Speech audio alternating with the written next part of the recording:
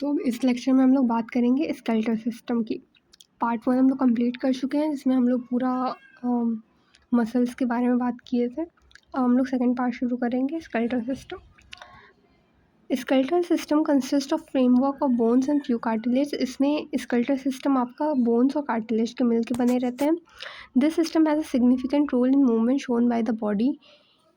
इससे जो बॉडी की मूवमेंट्स रहती है वो सारी हम लोग स्केलेटल सिस्टम के हेल्प की वजह से शो कर पाते हैं।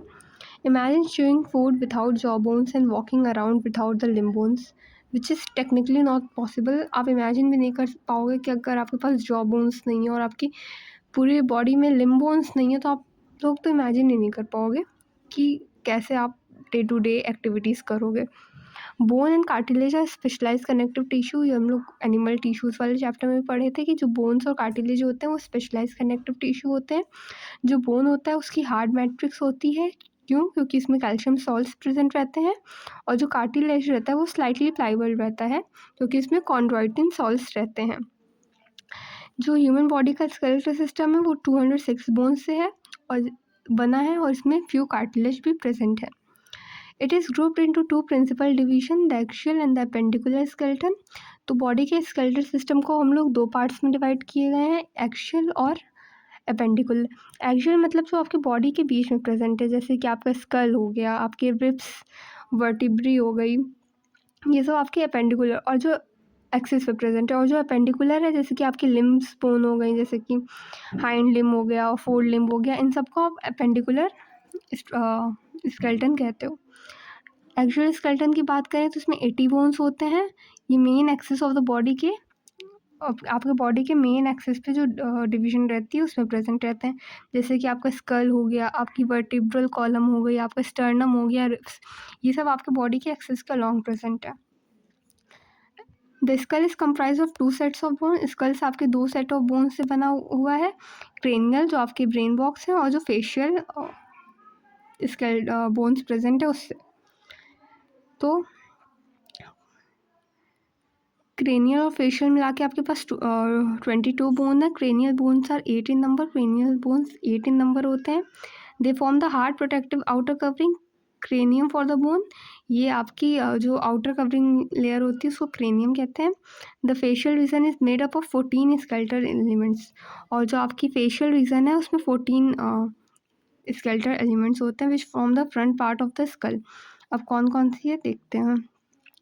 Frontal bone, parietal bone, temporal bone, occipital bone, occipital condyle, ये तो आपकी स्कल का पार्ट है। मैंडिबल, मैक्सिला, जाइगोमैटिक, नेसल, लैक्राइमल, एथमॉइड, स्फिनॉइड बोन।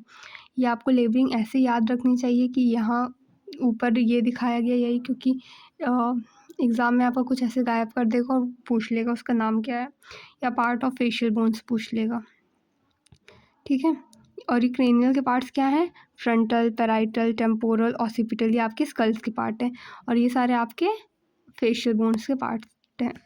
अब आपको बचा एक हायोइड। हायोइड बोन को अब एनसीईआरटी नहीं लिखती है कि पार्ट ऑफ वो है। A single U-shaped bone called hyoid is present at the base of the buccal cavity। buccal cavity के बेस पे U-shaped bone present है, इसको hyoid cavity कहते हैं। It is also included in the skull. कहीं जगह आपको लिखा रहता है कि this is not a part of the skull. Each middle layer contains 3 tiny bones, malleus, incus and steps. क्या आपसे पूछेगा कि ईयर ऑसिकल्स में जो बोन है उसका नाम क्या है, तो हिमैलियस, इनकस और स्टेप्स। इसका फंक्शन होता है एम्पलीफाई द साउंड वेव्स। जो साउंड वेव्स आती है उसको ये एम्पलीफाई करके आपके नर्व्स के पास भेजता है। Collectively called ear ossicles, the skull region articulate with the superior region of the vertebral column with the help of two occipital condyle dicondylic skull। जो आपके जो ये रहता है स्कल रहता है, इसके बेस पे आपके दो कॉन्डाइल प्रेजेंट रहते हैं, ये ऐसे। तो इन दो कॉन्डाइलिक उसके वजह से ये वर्टिब्रल कॉलम में आपके फिट बैठता है एकदम वो उसके तरह, स्क्रू के तरह। तो इसलिए हमारे स्कल्स को डाइकॉन्डाइलिक स्कल भी कहा जाता है। Our vertebral column is formed by 26 serially arranged unit called vertebrae। vertebral column में हम लोग की कितनी vertebrae present रहती है? 26, जो कि serially arranged रहती है। It extends from the base of the skull। skull के base से extend होती है ये, और ये आपकी body का major framework form करती है। हर वर्टिब्रे में एक सेंट्रल हॉलो पोर्शन होता है जिसको हम लोग न्यूरल कैनाल कहते हैं, जिसके थ्रू आपकी स्पाइनल कॉर्ड पास करती है। फर्स्ट वर्टिब्रे को हम लोग एटलस कहते हैं। ये जो ऑसिपिटल कॉन्डाइल जो हमारा रहता है, वो जब हमारे वर्टिब्रे के साथ अटैच करता है तो किस वर्टिब्रे के साथ करता है? एटलस। इसी की वजह से हम लोग यस वाला मूवमेंट कर पाते हैं। जो हमारा सर हम लोग हाँ में हिलाते हैं वो हम लोग का ये एटलैंटोकॉन्डाइलिक जॉइंट्स की वजह से होता है। और जो हम लोग नो मूवमेंट करते हैं वो पाइवट जॉइंट की वजह से होता है, जो कि एटलस और एक्सिस के बीच में प्रेजेंट रहता है। तो यहाँ लिखा है Atlas and articulate with the occipital condyle. The vertebral column is differentiated into cervical जो आपकी नेक रीजन में प्रेजेंट होता है, थोरैसिस जो आपकी थोरैक्स रीजन में प्रेजेंट रहता है, लंबर जो आपके एब्डोमेन रीजन में प्रेजेंट रहता है, और sacral one fuse coccygeal one fuse ये आपके पेल्विक रीजन में प्रेजेंट रहता है। तो ये कितने नंबर्स में प्रेजेंट होते हैं आपको ये भी पूछता है, इंपॉर्टेंट है। सर्वाइकल 7, थोरैसिस 12, लंबर 5, सैक्रल 1, कॉकेजियल 1 फ्यूज़, ये सब फ्यूज़ रहते हैं। अगर आप लोग एम्ब्रियो में बात करेंगे तो ये तो 7, 12 ये जो आपकी रहती है सैक्रल रहती है वो 5 रहती है, और कॉकेजियल आपकी 4 रहती है, जो कि एडल्ट में आपकी आके फ्यूज़ हो जाती है। The number of cervical vertebrae are 7 in almost all mammals, including human beings. The vertebral column protects the spinal cord, supports the head, and serves as a point of attachment for the ribs and musculature of the back. तो आपका vertebral column जो है वो आपको आपकी spinal cord को protect करता है, आपके हेड को सपोर्ट करता है, और इससे आपकी आके रिब्स भी अटैच होती है, और बैक का भी जो मस्कुलेचर मतलब बैक जो आपकी इतनी आप सपोर्ट जो प्रोवाइड कर रहा है वो आपकी वर्टिब्रल कॉलम ही प्रोवाइड करती है। मेनली इसमें जो आप लंबर वर्टिब्रे पढ़ते हो, जो लंबर जो कि एब्डोमेन रीजन में प्रेजेंट रहती है, वो आपकी पूरे बॉडी का वेट संभाल रही रहती है। Sternum is a flat bone on the ventral midline of the thorax. सामने से देखोगे तो एकदम बीच में जो आपकी प्रेजेंट रहेगी वो आपका स्टर्नम प्रेजेंट रहता है, यहाँ दिया गया ये आपका स्टर्नम है। There are 12 pair of ribs. Each rib is a thin flat bone connected dorsally to the vertebral column and ventrally to the sternum. It has two articulation surface on its dorsal end and is hence called bicephalic end. जो आपकी ये रहती है ribs रहती है वो पीछे आपकी वर्टिब्रल कॉलम और आगे आपकी स्टर्नम से अटैच रहती है। इसको ये कहा जाता है, क्या कहते हैं, बाइसेफेलिक कहा जाता है, क्योंकि दो जगह से आके आपकी वो होती है। पीछे एक होता है आपकी वर्टिब्रल कॉलम से, आगे जो कार्टिलेज हायालिन कार्टिलेज रहता है उससे अटैच होता है, इसलिए इसको बाइसेफेलिक भी कहा जाता है। जो पहली 7 रहती है उसको ट्रू रिब्स कहते हैं, क्योंकि वो पीछे वर्टिब्रे से अटैच रहती है, आगे स्टर्नम से। तो जो ट्रू रिब्स की डेफिनेशन है उसमें ये सेटिस्फाई करती है, इसलिए इसको ट्रू रिब्स कहा जाता है। They are attached to the thoracic vertebrae and ventrally connected to the sternum with the help of hyaline cartilage. उसके बाद जो 8th, 9th and 10th pair of the ribs रहती है वो किसी भी वो क्या कहती है स्टर्नम के साथ डायरेक्टली अटैच नहीं रहती है। ये 7th रिब के हायालिन कार्टिलेज से जुड़ती है, फिर आके ये लोग स्टर्नम से अटैच करिए। ये देखो ये 7th रिब है, यहाँ पे ये सब लोग आके पहले 7th रिब से मिलती हैं, फिर उसके हायालिन कार्टिलेज के हेल्प से स्टर्नम से मिलती है। इसको वर्टिब्रोकॉन्ड्रल रिब्स भी कहा जाता है, जैसे कि फॉल्स रिब्स। जो लास्ट की 2 पेयर्स रहती है 11th एंड 12th, ये कनेक्ट आगे वेंट्रली कनेक्ट ही नहीं रहती है, तो इसको फ्लोटिंग रिब्स कहा जाता है। तो इसका मेन मोटिव रहता है आपके इंटरनल ऑर्गन जैसे कि किडनी को ये प्रोटेक्ट कर रहा रहता है, और ये आगे किसी भी उससे अटैच नहीं रहता है। The thoracic vertebrae, rib cage and sternum together form the rib cage. ये तीनों thoracic vertebrae, rib and sternum ये आपकी rib cage बनाती है। आप breathing and exchange of gases में भी पढ़े हो। The bones of the limbs along with the girdles constitute the appendicular skeleton. जो आपकी appendicular रहती है जैसे कि fold limb और जो hind limb रहती है इसको आप appendicular skeleton कहते हो। और ये आपके गर्डल बोन्स के साथ, गर्डल बोन्स मतलब जो आपके अपेंडिकुलर स्केल्टन्स को आपके उसके एक्सिकल एक्सियल स्केलेटन के साथ जोड़ रही है उसको गर्डल बोन्स कहा जाता है। हर लिम्ब में आपकी 30 बोन्स होती हैं, जैसे कि आपकी इस 4 लिम्स में राइट हैंड के 4 लिम्ब में आपकी 30 बोन है, इधर 30 है, राइट लेग में आपकी 30 है, तो ये टोटल मिला के 120 हो जाती हैं। बात करते हैं 4 लिम्स की। 4 लिम्स में ह्यूमरस होता है, रेडियस होता है, अल्ना होता है। थंब के साइड आपका रेडियस प्रेजेंट रहता है। कार्पल्स ब्रिस्ट बोन आपकी 8 इन नंबर होती है। मेटाकार्पल्स जो आपकी पाम बोन्स होती है वो 5 इन नंबर होती है। फैलेंजिस जो रहती है जिसको आप डिजिस्ट कहते हो 14 इन नंबर होती है। इधर से देख लो, ये आपको क्लेविकल दिखाया गया है, ये आपको डॉर्सली जो स्कैपुला प्रेजेंट है वो दिखाया गया है, ये ह्यूमरस रहती है। उसके बाद जो आपकी थंब की साइड प्रेजेंट रहती है उसको रेडियस कहते हैं, ये आपकी अल्ना रहती है। जो आपकी ब्रेस्ट बोन्स में प्रेजेंट है उसको कार्पल्स कहते हैं, जो कि और इसको मेटाकार्पल्स कहते हैं, जो कि पाम बोन्स होती हैं 5 इन नंबर, और फेलेंजेस आपकी 14 होती हैं। अब बात करते हैं फीमर। थाई में आपकी जो मेन बोन प्रेजेंट है उसको फीमर कहते हैं, जिसको थाई बोन कहते हैं, ये आपकी लॉन्गेस्ट बोन होती है। फिर प्रेजेंट रहती है टिबिया एंड फिब्यूला। टार्सल्स जो आपकी एंकल बोन से, जैसे यहाँ पे कार्पल्स कहते हैं, यहाँ पे टार्सल्स कहते हैं, ये 7 इन नंबर्स होती हैं। यहाँ ये 8 इन नंबर्स रहती हैं ब्रेस्ट बोन, और यहाँ पे एंकल आपकी 7 इन नंबर होती हैं। यहाँ पे मेटाटार्सल्स आपकी 5 होती हैं, यहाँ पे मेटाकार्पल्स आपकी 5 होती हैं। फेलेंजेस आपके 14 इन नंबर होते हैं, फेलेंजेस आपके 14 इन नंबर होते हैं। फेलेंजेस दोनों में डिजिट्स को कहते हैं। अब यहाँ पे आप में आपकी जो यहाँ पे कार्पल्स हैं वो 8 रहती है, यहाँ पे आपकी मेटाटार्सल्स को आप क्या 7 इन नंबर कर दिया जाता है, तो यहाँ पे एक बोन कम हो रहा है, 30 होनी चाहिए।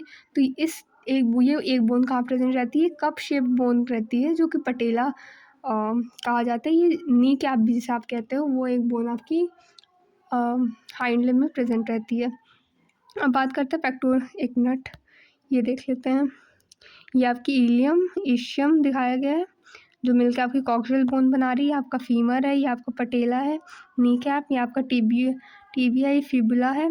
ये टार्सल्स है आपकी एंकल की, ये मेटाटार्सल्स, ये फेलेंजेस है, जो कि आपके डिजिट्स में प्रेजेंट रहती हैं। आपको नंबर याद होना चाहिए 7, 5, 14, ठीक है।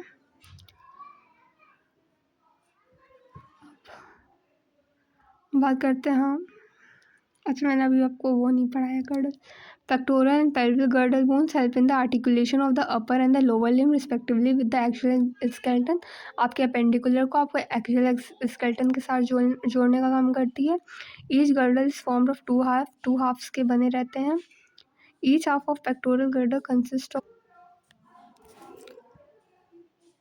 Each half of pectoral girdle consists of a clavicle and a scapula.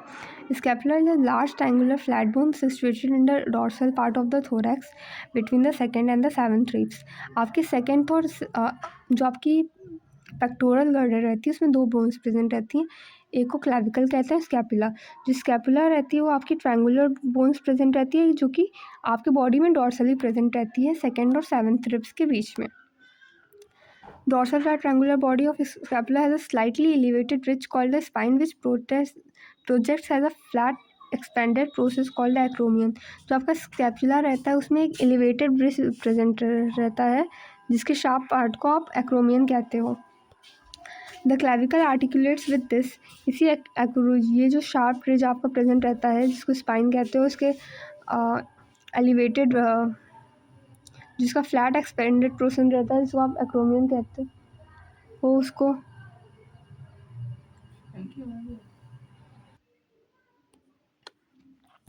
तो of scapula has a slightly elevated ridge called the spine which projects as a flat expanded process called the acromion। तो जो आपकी scapula रहती है उसके पास एक slightly elevated ridge रहता है जिसको आप स्पाइन कहते हो, इसी के फ्लैट एक्सपेंडेड पोर्शन को आप एक्रोमियन कहते हो, जिसके साथ ही आपका क्लैविकल मतलब कॉलर बोन आके आर्टिकुलेट करता है। Below the acromion is a depression called the glenoid cavity. Glenoid cavity आपका वो रहता है जिससे आके आपका ये ह्यूमरस जो रहता है वो अटैच होता है, which articulate with the head of the humerus to form the shoulder joint. तो ग्लिनॉइड कैविटी की हेल्प से ही आपका शोल्डर जॉइंट बनता है, जिसमें आपका ह्यूमरस अटैच होता है। Each clavicle is a long slender bone with 2 curvatures. This bone is commonly called a collar bone. तो 2 कर्वेचर्स के साथ आपका क्लैविकल प्रेजेंट रहता है। अब बात करते हैं पेल्विक गर्डल की। पेल्विक गर्डल में 2 कॉक्सियल बोन्स होती हैं, हर एक राइट साइड एक left side. Each coxal bone is form by the fusion of 3 bone के फ्यूजन से बनता है, ilium, ischium and pubis. At the point of fusion of the above bone is a cavity called acetabulum. जहाँ ये तीनों bones का fusion होता है वहाँ पे एक कैविटी प्रेजेंट रहती है जिसको आप एसिटाबुलम कहते हो। जैसे वहाँ पे ग्लिनॉइड कैविटी थी, यहाँ पे एसिटाबुलम थी, जिसके साथ आपका थाई बोन आके आर्टिकुलेट करता है, फीमर जिससे आपका आके आर्टिकुलेट करता है। The 2 halves of the pelvic girdle meet ventrally to form the pubis symphysis containing fibrous joint। अब ये सब आके आगे जहाँ मिलती है वहाँ पे प्यूबिक सिम्फाइसिस कहते हो, ये फाइब्रस कार्टिलेज का बना रहता है। Joints are essential for all type of movements involving the bony parts of the body. Locomotory movements are no exception to this. Joints are point of contact between bones or between bones and cartilage. Force generated by the muscle is used to carry out movement through joints where the joint act as a fulcrum. The movability of these joints vary depending on different factors. Joints have been classified into three major structures forms namely fibrous, cartilaginous and synovial. तो ये movements में आप act करती है। यहाँ पे आपका joints एक फल्क्रम की तरह एक्ट करता है। फल्क्रम आप लोग साइंस में पढ़े ही हुए हो। तो जॉइंट्स आपकी तीन तरह की हो सकती है, fibrous, cartilaginous and synovial. Fibrous joints में आपका बिल्कुल भी मूवमेंट अलाउ नहीं रहता है, जो कि आपकी क्रेनियम के सूचर्स में प्रेजेंट रहता है। कार्टिलेजिनस जॉइंट जो रहती है वो जो आपकी बोन्स ऑफ कार्टिलेज से जॉइंट रहती है, तो उसको कार्टिलेजिनस जॉइंट कहते हैं। इसमें लिमिटेड मूवमेंट्स अलाउ रहती है, जैसे आपकी वर्टिब्रीज में दो वर्टिब्रीज के बीच में आपका कार्टिलेजिनस जॉइंट्स रहता है। साइनोवियल जॉइंट्स वो होती हैं जिसमें फ्लूइड फिल साइनोवियल जो कैविटी रहती है, साइनोवियल कैविटी, उसमें फ्लूइड फिल रहता है। ये आपकी कुछ अच्छा खासा मूवमेंट अलाउ कर सकती हैं। अभी कई तरह के होते हैं। पहला है ball and socket joint. Directly question आता है कि ये किस में प्रेजेंट है, तो डायरेक्टली आ से ball and socket joint between humerus and pectoral girdle. मतलब जो आपकी ह्यूमरस रहती है और आपका पेक्टोरल गर्डल रहता है, और जो आपका फीमर रहता है और जो आपका पेल्विक गर्डल रहता है, उसके बीच में प्रेजेंट रहता है, जहाँ पे आप पूरी राउंड रोटेशन कर रहे हो। हिंज जॉइंट एक ही मोमेंट में जॉइंट, जैसे कि आपकी नी जॉइंट हो गई, एल्बो जॉइंट हो गई। पिवट जॉइंट मतलब आपका एटलस और एक्सिस के बीच में, जो कि एक ही प्लेन में मूवमेंट अलाउ कर रहा है, बट स्लाइटली रोटेटरी रहती है। Gliding joint between the carpals के बीच में आपका ग्लाइडिंग जॉइंट प्रेजेंट रहता है। Saddle joint between carpal and metacarpal of thumb की कार्पल और मेटाकार्पल में, जहाँ आपको लगता है saddle joint is a poor ball and socket joint, जहाँ आपको थोड़ा सा लगता है कि बॉल एंड सॉकेट जॉइंट की तरह हिल रहा है, बट पीछे अलाउ नहीं करता, आप अपने थंब को रोटेट करके दे सकते हो। तो saddle joint between carpals and metacarpals of thumb. Disorders of muscular and skeletal system, myasthenia gravis, ये एक ऑटो इम्यून डिसऑर्डर है। और मस्कुलर डायस्ट्रोफी क्या है, ये एक जेनेटिक डिसऑर्डर है। तो माइस्थीनिया ग्रेविस में क्या होता है, ये आपकी न्यूरोमस्कुलर जंक्शन को अफेक्ट करती है, जिससे आपके फैटीग, वीकनिंग और पैरालिसिस ऑफ स्केलेटल मसल होता है। मतलब आपकी खुद की बॉडी को नहीं पता कि वो अपना ही न्यूरोमस्कुलर जंक्शन को डिस्ट्रॉय करती रहती है, जिससे आपको धीरे धीरे फैटीग, वीकनिंग और पैरालिसिस भी हो सकती है। मस्कुलर डिस्ट्रॉफी क्या है, ये एक जेनेटिक ऑर्डर है। यहाँ पे जो आपका डायस्ट्रोफिन जीन में डिसऑर्डर रहता है, जिसकी वजह से आपकी डायस्ट्रोफिन प्रोटीन नहीं बन रही रहती है, इससे आपका डीजनरेशन हो जाता है स्केलेटल मसल्स का। टाइटनिंग क्या होता है, इसमें रैपिड स्पैस्म होते हैं, वाइल्ड कॉन्ट्रैक्शंस होती हैं मसल में, क्योंकि आपका जो कैल्शियम लेवल रहता है वो बहुत ही कम हो जाता है। आर्थराइटिस होता है, इन्फ्लेमेशन ऑफ जॉइंट्स। ओस्टियोपोरोसिस ये एक एज रिलेटेड डिसऑर्डर है, जिसमें आपकी जो बोन मास है वो डिक्रीज़ होने लगती है और आपके बोन्स से पोर्स होने लगते हैं। इससे क्या होता है कि आपकी बोन्स बहुत कमज़ोर हो जाती है और फ्रैक्चर्स के चांसेस बढ़ जाता है।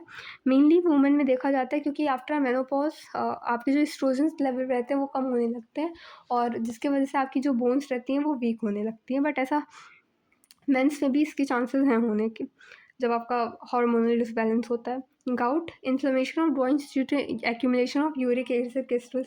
आपके जब जॉइंट्स में पेन रहने लगता है, क्योंकि आपके यूरिक एसिड के क्रिस्टल्स उसमें एक्यूमुलेट होने लगते हैं। आई हैव रेड समरी, उसमें कुछ खास डिफरेंट चीज़ें हैं नहीं। So that's done for today, will meet you in the next lecture. Thank you.